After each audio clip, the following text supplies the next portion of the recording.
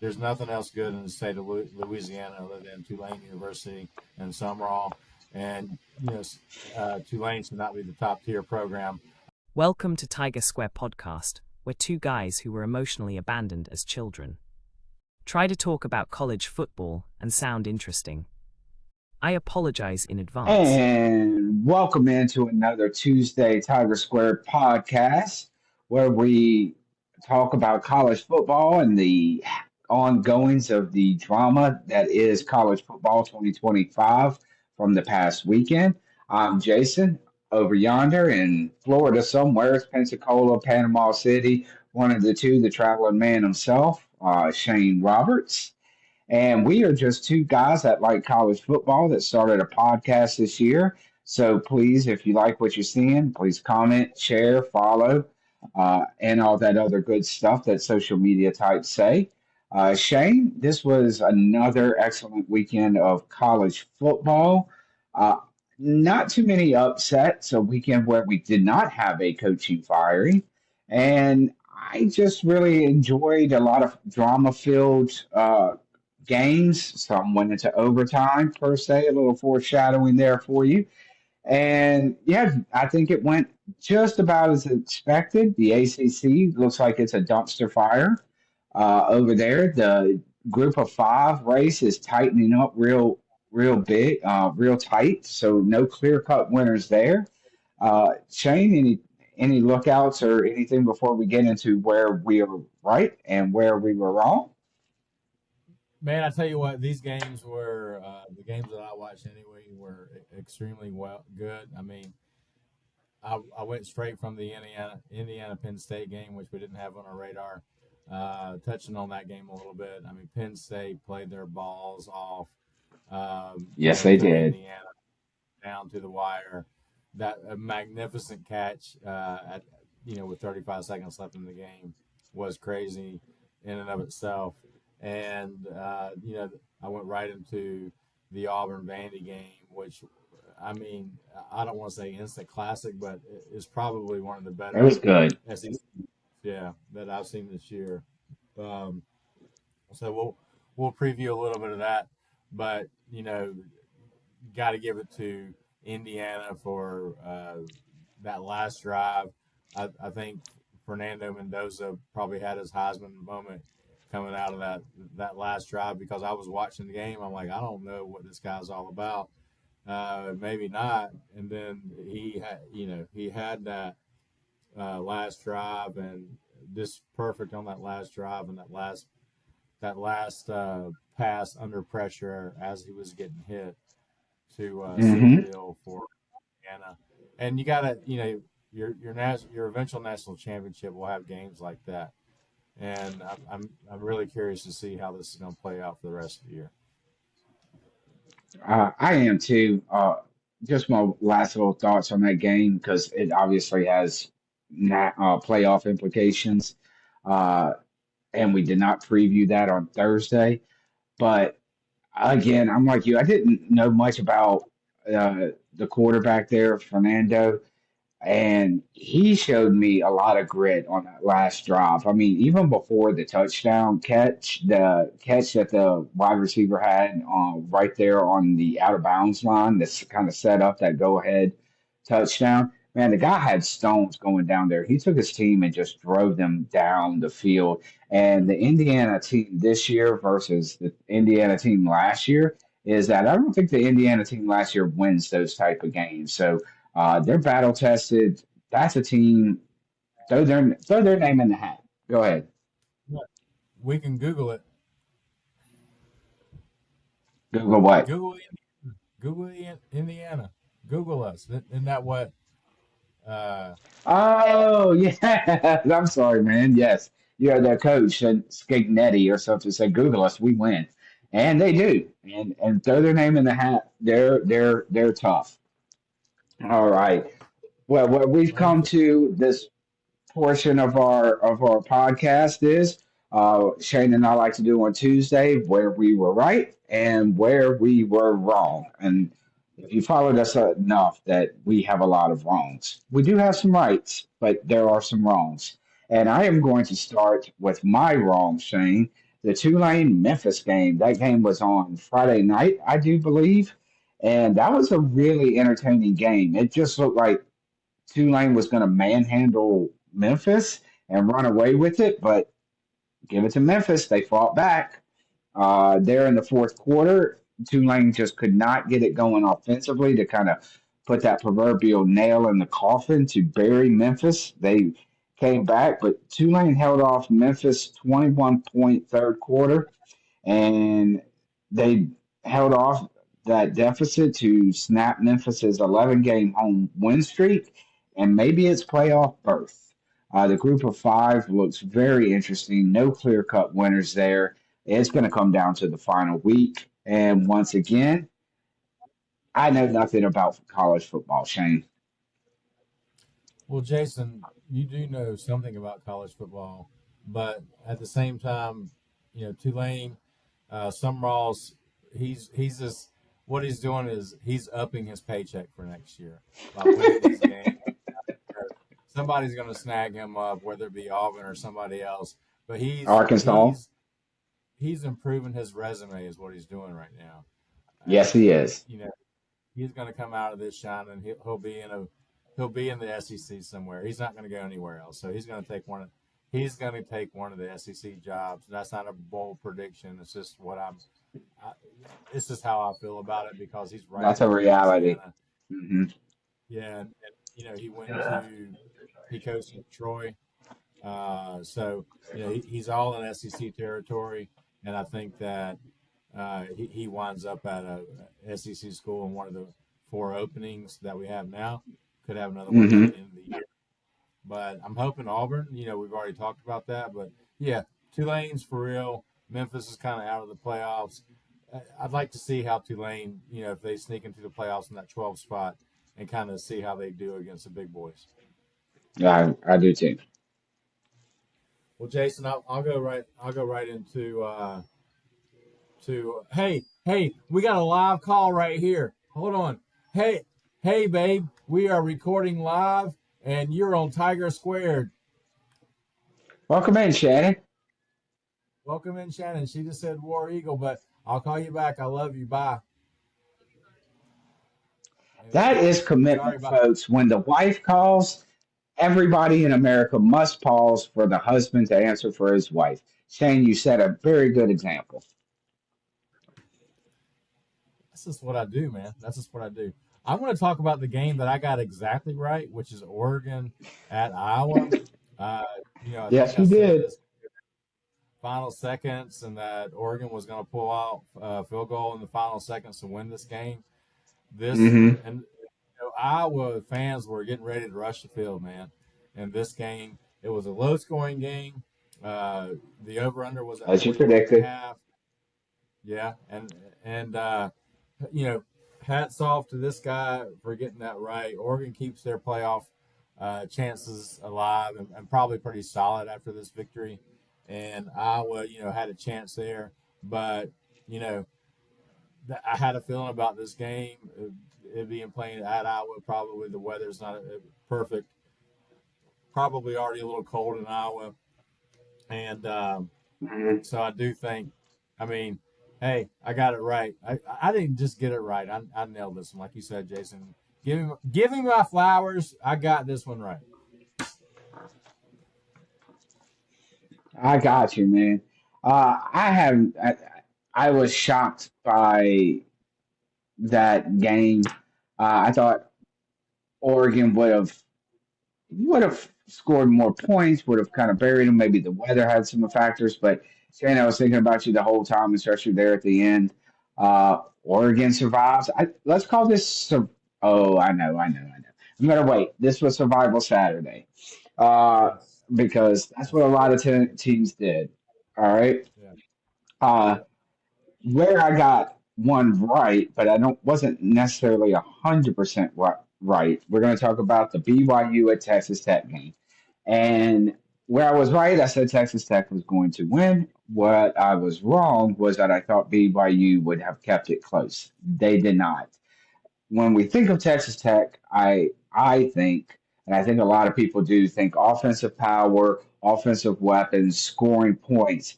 But what was on display Saturday and the statement that Texas Tech made this weekend was that those boys can play defense as well. Uh, I mean, BYU isn't some offensive juggernaut, but they are capable of putting up points, and they snuffed them all game. Texas Tech is coming into form. They look legit. I have kind of been saying for weeks now, Shane, not only do I think Texas Tech can make the playoffs, but I think Texas Tech can win in the playoffs. And that's putting them with some of the proverbial big boys that the traditional bloods that are out there. Texas Tech is good.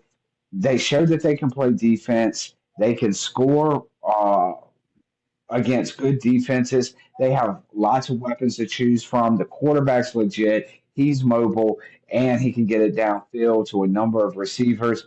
Watch out for this team. They're going to be in it. I'm calling it now. Okay, that's a good call there. The only problem I really had with Texas Tech is I believe they kicked 4 field goals. So if they're going to be in the conversation and they're going to be deep in the playoffs, they got to convert those red zone appearances to touchdowns and not Mhm. field goals. Okay, agreed. Yep. So I'll go into another one that I got right. Texas A&M at Mizzou. Had I known that Mizzou was not starting their quarterback, shame on me for not doing more research. But I believe I said that A&M would go in there and just kind of, take control of the game, win this game by 18. They ended up winning by 21. A&M's for real. If you got them on your schedule, I'm sorry. Uh, you know, Yeah. I just knocked Texas out at the end of the year. A&M's gonna go. I mean, it just depends on the matchup, dude, because I can see them going to the semifinals, and I don't know who they'll be matched up against, but you know, I, I look forward to watching them play in the playoffs and kind of seeing their run. They're a dominant team, best team in the SEC, so that automatically says dominance there, and I think they're going to finish the season undefeated. Who if they I play do too. Alabama in the SEC championship game, that's going to be a good game to watch. So there we are. It would be. Shane, I don't have anything to add on that. Missouri was shorthanded, no starting quarterback. But I do have pose a question here to you. Best college football team in the state of Texas right now? I mean A&M. I would have to say A&M. Better than Texas. Probably better Texas than Tech. I mean, than Texas Tech. yeah, okay. Texas Tech and Texas A&M play each other in the playoffs. That would be amazing too. I mean, that would be. That'd Honestly, be put that at the that'd be Cotton Bowl, fun. man. Set that up at the Cotton Yeah, Bowl if that happens. Playoff community. I mean, you have to do that. yeah, that would be a lot of fun. All right, well, cool.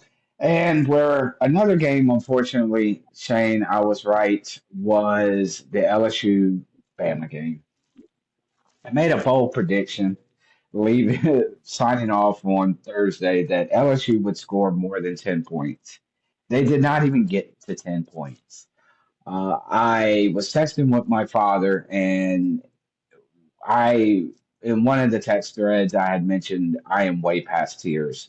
This is just apathy, loathing. I don't know. Your 5th year senior quarterback was benched, and they looked like they had no clue of how to do a game. I'm not going to be all hard on LSU. We're past that point now. I will say that the defense played as well as they could. They fought their asses off. The offense looked like they wanted to play, man. But that left guard, he was, he had to get, he needed to get benched. He was 3 false starts. He was allowing Garrett Nussmeier to get hit on a 3-man rush. He was just consistently getting beat. And that's just a microcosm of the entire problem that they have on offense. Shane, I'd rather, I'm done talking about it. So we can move on unless you want to add something to this uh, terrible season that LSU's having, complete real rebuild mode. Yeah, that's it, man. You saw the game. LSU was never in this game, and they could have played 10 more times, and Bama would have beat them nine more times. I would like to add something to this. I believe Mhm. that y'all got to just whoever y'all hire next y'all need to wipe everybody out, revamp the crew, fire the governor, whatever you're gonna do. But I mean, LSU is better than this. Y'all are a disgrace. The Saints are a disgrace. I don't. I mean, I'm telling it to you true right now because the state of Louisiana is reeling right now. The only thing you got going for you is your LSU Tulane. women's basketball and your gymnastics team from LSU. There's nothing else good in the state of Louisiana other than Tulane University and Sumrall. And Tulane should not be the top tier program out of New Orleans Saints and LSU. They should not be the top out of those three. I agree. Those are harsh but true words, sir. Harsh but true. Yeah. Hey, sorry all you LSU fans and go Tigers, but the Tigers are gone for this year, and I'm hoping y'all get a coach to make yourself competitive next year. So Jason, I'm going to go into another game I kind of got right. Auburn at Vandy. Vandy was 5.5 point favorites. I believe my prediction was that Auburn was going to keep it to a field goal, and you're sitting there at the end of the game, and the game's tied. So, you know, but the point spread doesn't say the end of regulation. They say the end of the game. Yeah. Yes. And yeah, and Vandy ended up winning this game. Uh, Man, oh man, what a game! It was a relief to see our quarterback throw the ball. Both quarterbacks had 350 yards passing or more. Both teams had two 100-yard receivers and a 100-yard running back. So great offensive game. I don't know what happened to our defense, our all-star defense. Okay, but hey, the first down game they've had, but our offense stepped up. Cam Coleman looks like he could play on Sundays right now. Yes, he does. I hope he's not gone. I mean, he catches almost every ball that comes to him, and he's usually getting pass interfered at the same time that he's catching these balls. Ashton Daniels played like he did at Sanford, just out of his mind, running the ball, avoiding the sack. And man, it gives me a little bit of energy. Do you give Durkin the job? No, unless he beats Bama, you know, I just don't think so. But I do think you make him the assistant head coach. You get a head coach in there like Sumrall, and this is what our offense is supposed to do. This is what Auburn's all about. And it was really good to see that. It was really good to see even the fan base this morning as I'm reading through, online, whatever, is that, wow, this great game. We went to Vandy. We were tied at the end of regulation. We couldn't contain Pavia. Okay, I got it. Who can? A lot of Okay, teams can't. Yeah. a lot of teams can't. And versus a team that we literally, if Freeze was coaching, we would have lost by 28 points. I honestly feel that. I don't know what he's been doing with the offense. I do not know. But Nick's had a great game plan. Our offensive line kind of held their own. I don't know why they brought. I can't remember his name, but our right tackle back probably because of an injury. But as soon as he got back in the game, this is the guy that had all these penalties earlier in the year, and we bring him back in, and he has two penalties back to back. So get rid of that guy. I'll do more research and let you know the name, but don't start him anymore. Find another alternative there. Is Auburn back? No, but it was something to keep the fan base intrigued. I do think that Alabama should be a little bit not intimidated, but scared a little bit. Because if we can put that offense together with our defense in just one game this year, if we can put that offense with our good defense in one game, it needs to be the Iron Bowl. It has to be the Iron Bowl. And we could knock them out of the playoffs. Jason. I would love it. I would love it. So I'll go into my Tiger Square Tuesday takeaway is the ACC conference. And I did not coin this phrase, but I'm going to steal it. It's the all chaos conference. All the ranked teams lost this week. You got 7 teams currently, 7 teams in the ACC that are going to be, they're fighting for that one spot, the 11th seed in the playoffs. And that's where it's going to be because your Tulane or your North Texas or whatever is going to be in that 12th spot. So whoever wins the SEC, 7 teams are still in it. I'm going to try to roll them off. It's Georgia Tech, it's Duke, it's SMU, it's Miami, it's Virginia. And there's 2 more, Jason. I'm sorry. But guess who it's not? It's not Clemson and Florida State that played each other this weekend, and we didn't even know because they're so irrelevant this year. So here's what's going to happen, Jason. The number 11 seed is going to be the ACC championship, and they're going to have to go to an SEC school to play against an SEC school on the road in the playoffs. It's going to be Georgia or it's going to be Ole Miss, right? Because they're 5th and 6th right now. That's probably how it's going to finish out. Yeah. And they will get their ass stomped, and SEC will show the ACC how bad they really are. And imagine, okay, the only intriguing game that I see would be Miami going to Georgia for a playoff game at Georgia because Carson back coming home to get destroyed. That's all I got. Yes. Shane, you're right. And it didn't even dawn on me either going into the weekend that Florida State and Clemson, your 2 probably most marketable brands in your conference outside of maybe Miami, were playing each other, not on any major networks, not really getting the hype. And to me, that just epitomizes where your conference is. They need help. I don't know that team. I think the Big 12 plays better brand of football than the ACC right now, and that's just my opinion on there. Yeah, I think Texas Tech. I think you could take probably at least 2 or 3 teams from the Big 12, and they could play in the ACC and probably win that conference. So my takeaway from this weekend, Shane, was survive and advance. You had a lot of teams playing down to the wire, ended up getting the W's, and they're moving on. We got Indiana survived, Oregon survived, Vandy survived. So to me, it was just survive and advance this weekend. It's getting close. We got, 3 more weeks left of college football, Shane. Everything's starting to kind of shape up. Still plenty of football. A lot of things can go sideways for some teams. They got to stay course. This is where we're going to separate the pretenders from the contenders. And I think we kind of got a shape of who those contenders are, and it'll come down to who the pretenders are. And Shane, that's about all I've got for this weekend. I'm going to wrap it up unless you got something else. No, just a little tease for our preview show.